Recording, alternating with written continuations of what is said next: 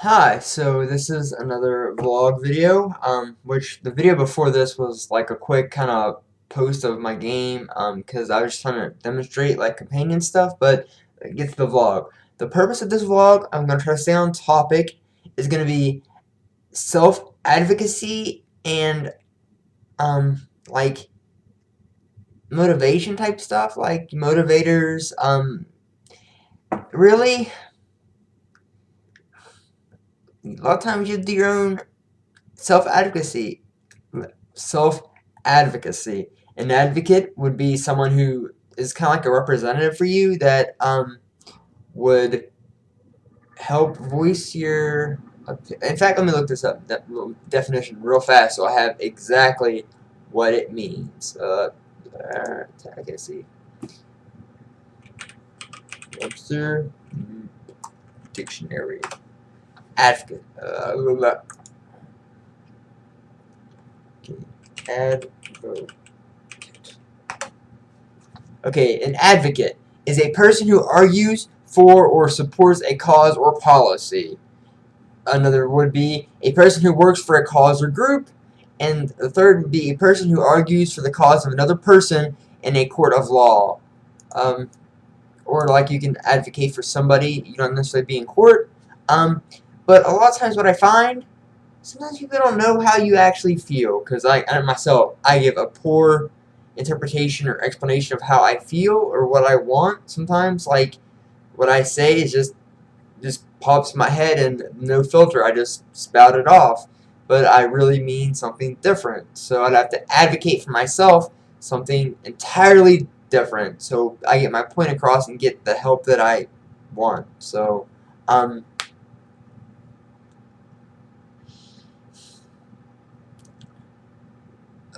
this world often is definitely hard, and um, like I didn't ask to have brain damage for the rest of my life. I didn't ask to be disabled. I didn't ask for, well, I don't know. So, the kind of situation I am in now, some, a lot of people take advantage of the whole government and stuff like, oh, disability.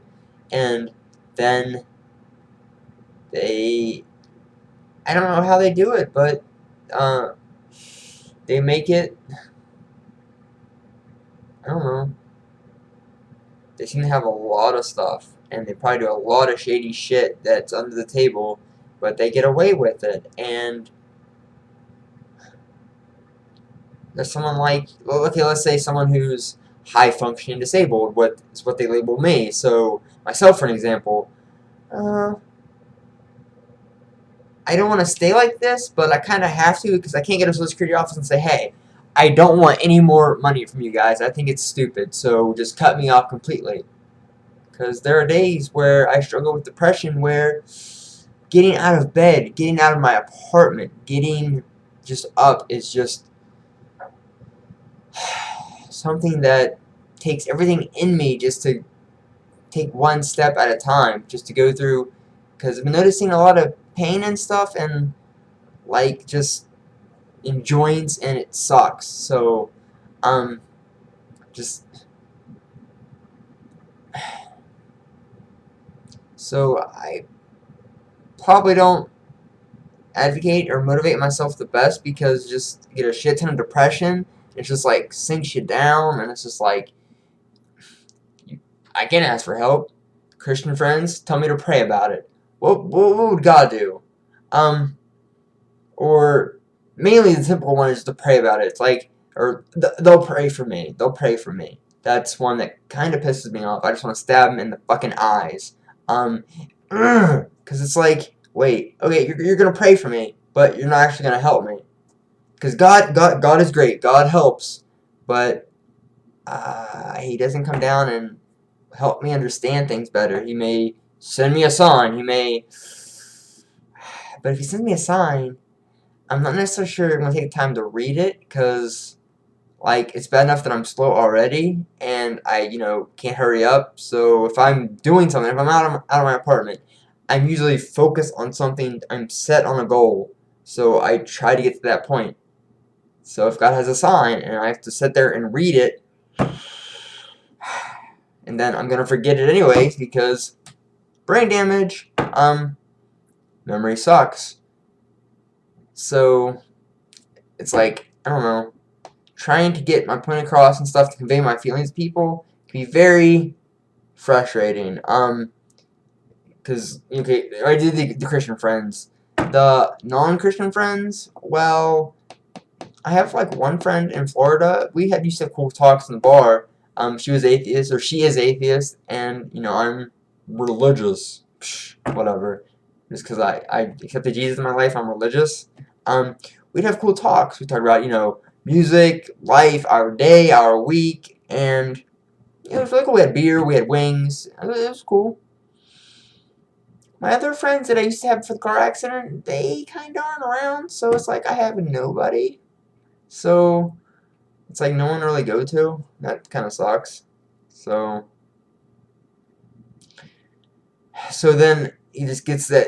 It's like my mind puts up this wall, and I just get discouraged. But then again, I have to kind of pick myself up to keep going because, I mean, there's that. So, and then I look around and I see, like, let's say a younger person, they got a brain injury. I have an example in my head. I know what I'm going to talk about, but not going to really mention the case because that's them. But it's, you know, the mother and the family and stuff, just to make this young person's life so easy, it's ridiculous. And this young person, they're like, oh, I hate having brain damage. I hate having this thing. I hate this shit wrong with me. It's like, do you try to challenge yourself? Do you try to get better?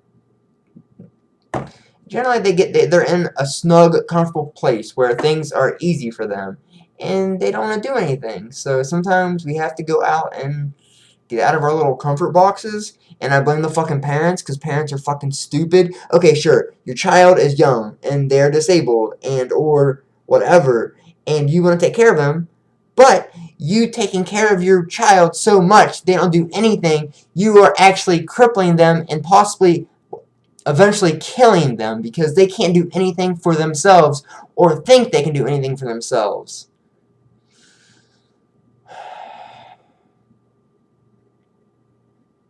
I'm just glad my mom and I sort of hate each other. Well, she's trying to help a little bit now, but when I first got in the car accident and got out, my grandma raised me, essentially. My mom, when she got out of jail, she was there, but she was always working. So, but she was the one who went to the parent-teacher conferences for the kids, the school day and stuff. She always volunteered. She always had to, like, I'll cook, I'll do this, and everybody's like, you have a great mom.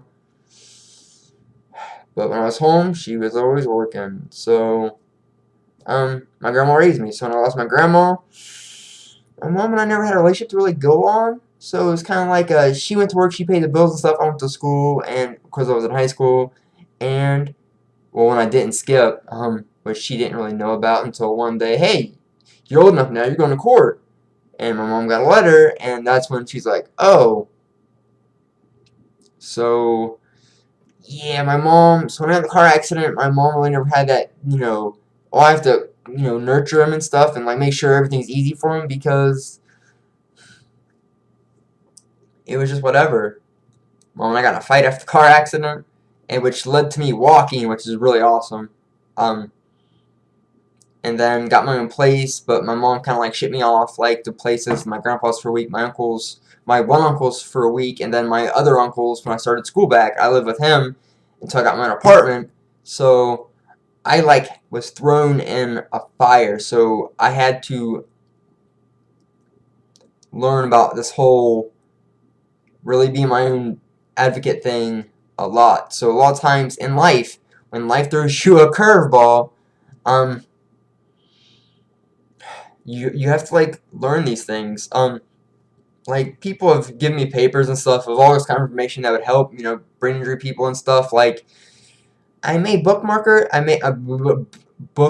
it or set it down somewhere, but as you can see, I still have the calendar from when I left work. Work ended.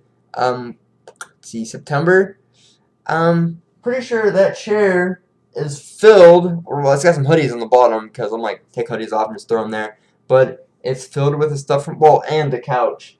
It's got stuff from work that I sit there and it's there. Like, I'm not sure where to file it or where to put it, but it's gonna get taken care of eventually one day when I get inspired to do stuff. So, but I don't know when that's gonna happen. I have dishes in the sink and on the counter that need to be done. I'm pretty sure I'm not in my kitchen, and I won't be in 10 minutes from now, or 20 minutes, or even hours from now. So my dishes are gonna be there. I have clothes in the floor that have been there for quite a while. My bed, I know I have a bed today. But normally I don't make my bed. So, but I have to get that. I have to motivate myself to do things, but I just get discouraged. Because things are like, so. In life, we have to be our own advocate sometimes. We have to be our own motivator. We have to be our own. I don't know. Like, I thought there was another word, but I'm not sure there is. But, like, just, we have to be the person that pushes ourselves. Our own counselor? Maybe? So, I mean, if you have a family and support and stuff that challenges you, friends, family, and a support system, like maybe a counselor, a therapist, whatever, that challenges you, makes you think about like different decisions, or helps you gather your thoughts and stuff, that's good. But maybe there's probably some people out there who watch this who don't have that and who just want to give up. Like, you don't understand, ever since the car accident, how, well, it's been really weird. I became a Christian and I like immediately want to die, like, just because heaven has that promise of getting a new body.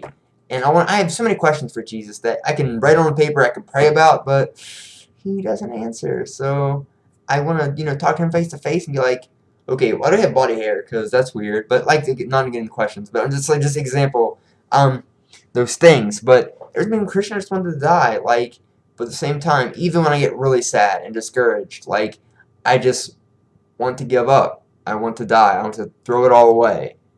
But I'm still here. So coming up on December 25th, this December 25th, we'll make 8 years since I died and got brain damage and disabilities stuff, things. I haven't been able to run, jump, even think right, or think the same, which I don't even know what I used to think about, besides I think I was really sad. Maybe. I don't even know what I was like before my car accident. That's pretty sad. It's like some things, like I played a Final Fantasy 11. I could drive. I had a girlfriend. Like, but it's like all a fuzzy area. Like, I don't know what the old me, like, I see pictures, kinda, sorta. I don't really have pictures of the old me, or a lot of, like,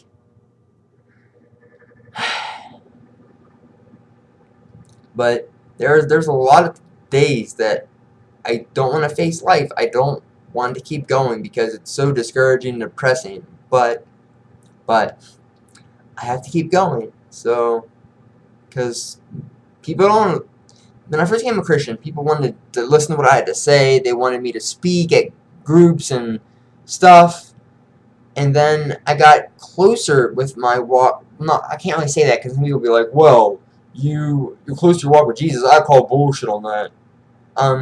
I just got more comfortable with Jesus. Not that I just being, okay, whatever, I'll go out and sin and stuff.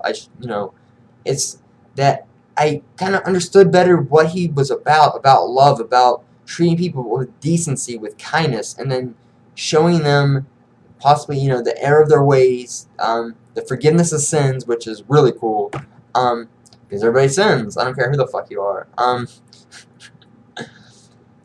I just wanted to die, but I don't take it upon myself, like, I mean, I think it'd be cool to die. I don't know what it'd be like. I mean, I'm not gonna miss anything. Like, I'm not, the reason that I just haven't killed it because, like, oh, I'm gonna miss this or whatever. It's just, I don't know. So I get really sad. But people don't see that. People think I'm always so happy because when I leave my apartment, it's like some of the barriers, the walls, they go down, and I get to smile and I get to enjoy stuff. I get to laugh. I mean, I laugh a lot here. Like, um, in my apartment, it's like I watch Netflix and stuff or things on YouTube. I have laughs, but when I'm here by myself, just staring at the computer screen or whatever, it's this is really sad. So there's that. But oh, I am over my time. So I hope I can upload this because that'd be nice. I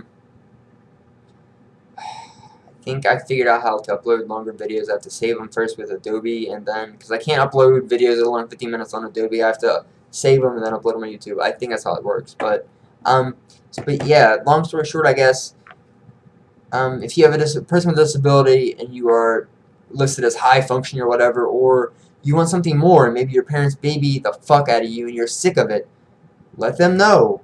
Don't just kind of blow up and be like, hey, mom, dad, uncle, whoever takes care of you and stuff or helps you, stop what you're fucking doing because you piss me off. Gather your thoughts maybe write it down, kind of practice the speech, and just let them know that you are unhappy with the way your life is, that you want something more, that you want to find, Google search or figure out different agencies, go to like SI office, I'm sure they have like a list of things that could help, or even like different things like the Centers for Excellence Disabilities and other offices. There are, I had a whole list when I was working, the different like agencies that can help people with disabilities, that they are set by the government to help people with disabilities become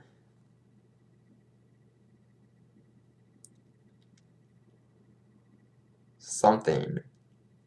Not become a butterfly, not become an astronaut, become more self-reliant,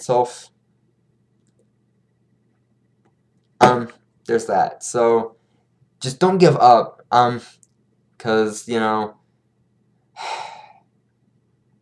pretty sure you are a pretty cool person. So keep that shit up. Okay. Thanks for watching. Bye.